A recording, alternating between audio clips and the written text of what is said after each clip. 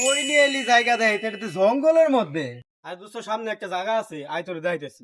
দোস্ত তোর এই জায়গার কথাই কইছিলাম, এই দেখ কি সুন্দর একটা জায়গা, 4 বাই স্কোয়ার, সুন্দর একটা প্লট। দোস্ত জায়গা তো ভালোই দেখলাম, তে দাম কেমন চাইতাছে? দেখ আগে তোর পছন্দ হয় কিনা। না পছন্দ হইছে। তাইলে চল মালিকের সাথে গিয়ে কথা কই। দোস্ত স্বর্ণের খুবই পাইছি, আমি তো বড় লোক হয়ে গেছি কেন রে দোস্ত? হাই, আমি তোর জায়গাটা ভালো লইছি না, এটা আমার। কি এর এটা তোর? এটা আমি পাইছি, এটা আমার।